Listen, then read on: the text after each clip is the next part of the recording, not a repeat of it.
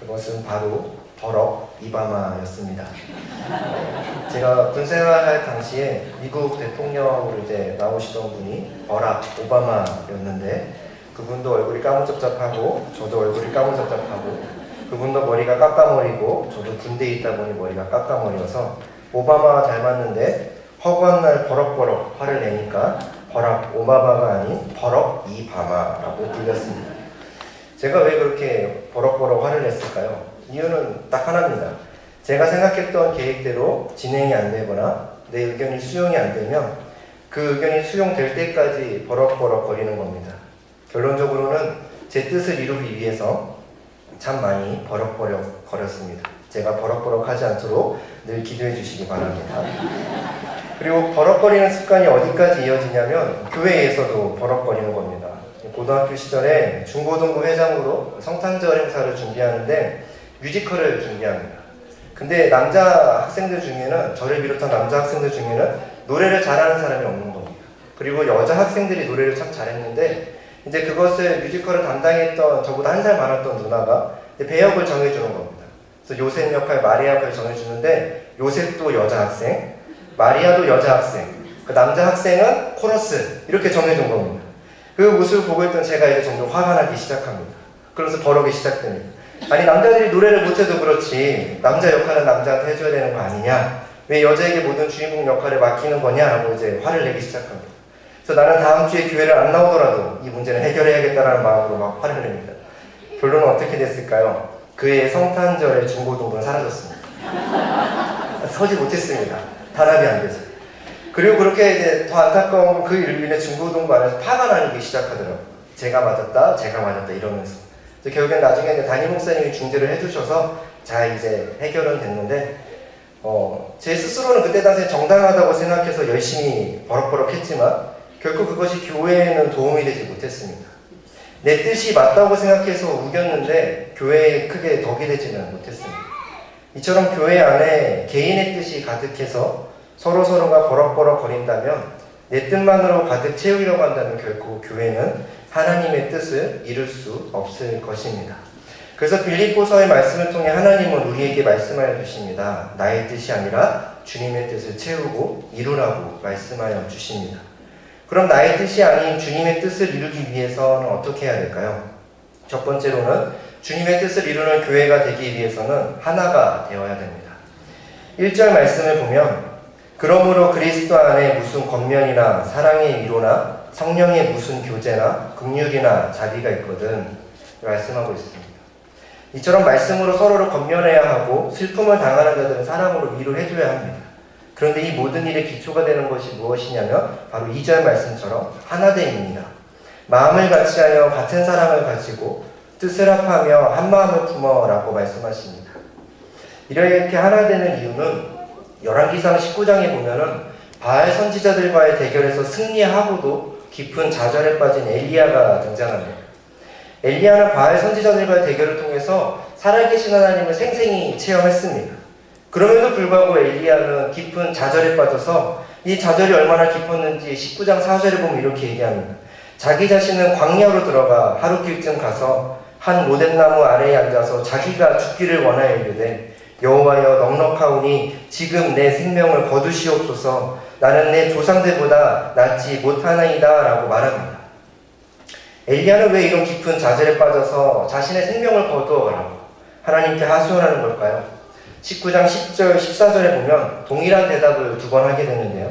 그가 대답하되, 내가 만군의 하나님 여호와께 열심히 유별하오니 이는 이스라엘 자손이 주의 언약을 버리고 주의 제단을 헐며 칼로 주의 선지자들을 죽였음이오며 오직 나만 남았거늘 그들이 내 생명을 찾아 빼앗으려 하나이다 라는 대답을 합니다. 엘리야가 이렇게 좌절한 이유는 정말 열심히 하나님을 위해서 일을 했고 선지자로서 열심히 하나님을 전했는데 오히려 돌아온 것은 이스라엘의 배신과 선지자를 죽이는 가혹한 모습이었습니다. 그래서 이제 나 하나 남았으니까 끝났습니다 라는 이야기를 하면서 소망을 잃어버린 것입니다. 그때 하나님이 이런 말씀을 해주십니다. 18절에 보면, 그러나 내가 이스라엘 가운데 7,000명을 남기리니 다 바알에게 무릎을 꿇지 아니하고 다 바알에게 입 맞추지 아니한 자라 라고 말씀하시고, 이 말씀을 들은 엘리야는 다시 하나님의 명령과 사명을 수행하러 떠나게 됩니다. 엘리야의 이야기를 통해서 우리가 왜 하나 되어야 하는지를 보여줍니다. 혼자서는 결코 하나님의 뜻을 이룰 수가 없습니다. 아무리 열심히 있던 엘리야도 혼자라는 생각에 아무리 하나님의 일을 감당하여도 오히려 배신하는 이스라엘을 보며 지쳐버렸습니다. 그래서 모든 것을 포기하려고 했습니다.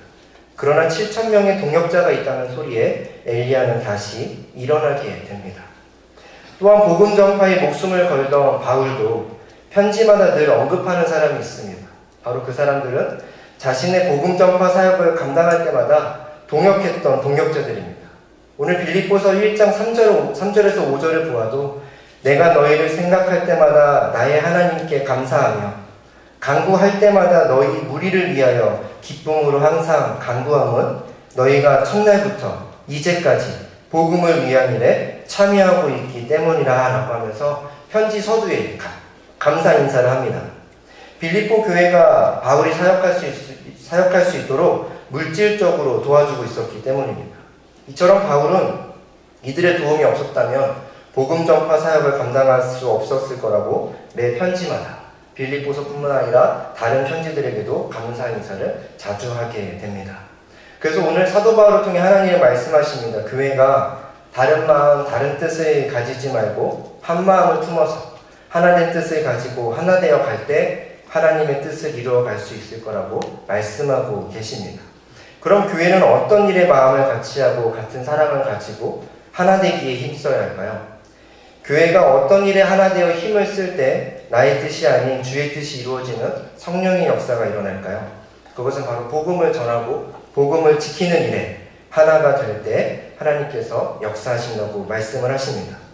그래서 빌립보서에 보면 바울은 복음이 전파되는 것에 대해서 여러 번 기뻐하는 모습을 보여줍니다. 빌립보서 1장 18절을 보면 세번역 성경으로 보면 이렇습니다.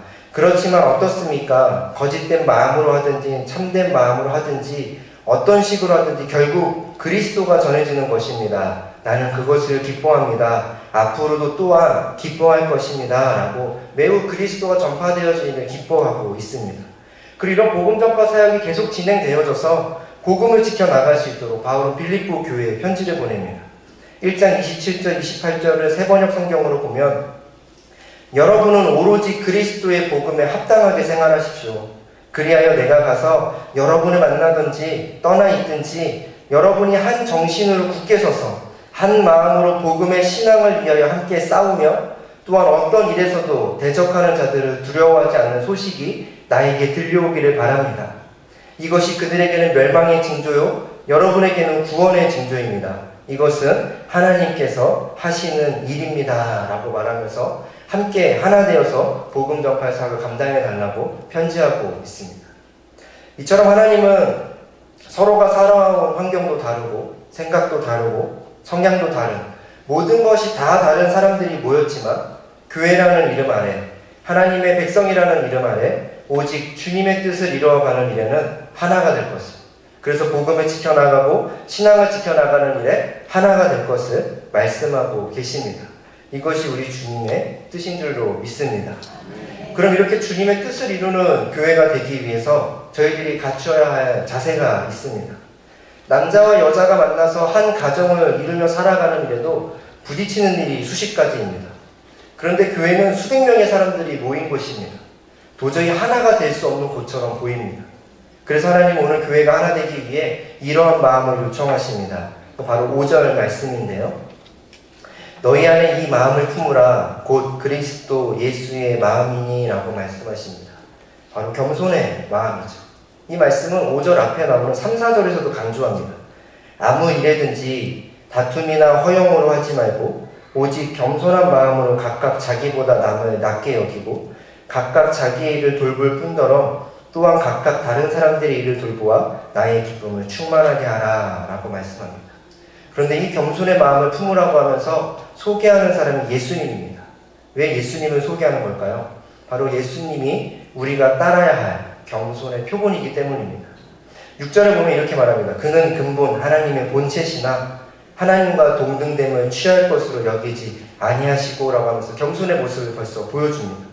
예수님께서는 성부, 성자, 성령 삼위일체 하나님으로 모든 영광과 권세가 동등하신 분입니다. 하지만 성자 예수님께서는 우리를 구원하시기 위해 자신의 몸을, 이 땅에 인간의 몸을 취하셔서 오셔야 했습니다. 그렇기 때문에 세상에 계시는 동안에는 하나님과의 동등됨을 내려놓으셨습니다. 그리고 이 예수님이 어디까지 낮아지는가 하니 7절 8절을 보면 오히려 자기를 비워 종의 형체를 가지사 사람들과 같이 되셨고 사람의 모양으로 나타나사 자기를 낮추시고 죽기까지 복종하셨으니 곧 십자가에 죽으심이라 라고 오늘 말씀은 전하고 있습니다. 사람으로 오신 것도 모자라서 저주받은 십자가에서 죽으시는 죽음의 자리까지, 죄인의 자리까지 낮아지셨습니다. 바로 이런 모습 때문에 겸손의 표본이 되는 것입니다. 예수님이 우리의 겸손의 표본이 되는 이유는 예수님께는 오직 성부 하나님의 뜻이 중요했습니다. 그 뜻을 이루기 위해서 자신의 모든 것을 낮추시고 비우셨던 것입니다. 단순히 자신의 높은 자리를 내려오는 정도가 아니라 그 버리신 이유가 오직 성부 하나님의 뜻이 이루어지도록 자신을 완전히 버리신 것입니다. 그래서 요한복음 6장 38절을 보면 내가 하늘에서 내려온 것은 내 뜻을 행하려 함이 아니요 나를 보내신 이의 뜻을 행하려 함이니라 라고 말씀하십니다. 또한 겟세마네 동산의 기도에서도 예수님은 오직 성부 하나님의 뜻만 이루어지도록 기도하시는 모습을 보여줍니다. 마태복음 26장 39절을 보면 조금 나아가서 얼굴을 땅에 대시고 엎드려 기도하여 이르시되 내 아버지여 만일 할만하시거든 이 잔을 내게서 지나가게 하옵소서. 그러나 나의 원대로 마시옵고 아버지의 원대로 하옵소서 하시고 라고 기도합니다. 또 42절에 한 번 더 기도하실 때도 동일하게 기도합니다. 다시 두 번째 나아가 기도하여 이르시되 내 아버지여 만일 내가 마시지 않고는 이 잔이 내게서 지나갈 수 없거든 아버지의 원대로 되기를 원하나이다 라고 기도하십니다. 예수님에게는 오직 성부 하나님의 뜻뿐이었습니다. 자신의 뜻은 안중에도 없었습니다. 오직 하나님의 뜻만이 이루어질 수 있도록 완전히 자신을 비우고 하나님께 자신의 생명을 내어 드렸습니다. 그럼 성부 하나님의 뜻은 무엇이었을까요? 10절, 11절 말씀 저희 다 함께 읽어보겠습니다. 시작! 하늘에 있는 자들과 땅에 있는 자들과 땅 아래에 있는 자들로 모든 무릎을 예수의 이름에 꿇게 하시고 모든 입으로 예수 그리스도를 주라 시인하여 하나님 아버지께 영광을 돌리게 하셨느니라. 아멘. 타락한 세상은 자신이 왕인 줄 알면서 살아갑니다. 타락한 죄인은 이 땅의 주인이 자신인 줄 압니다. 내 삶의 주인은 자기 자신인 줄 압니다. 이렇게 타락한 세상을 구원하는 일, 이렇게 타락한 죄인들을 구원하는 일이 성부 하나님의 뜻인 줄로 믿습니다.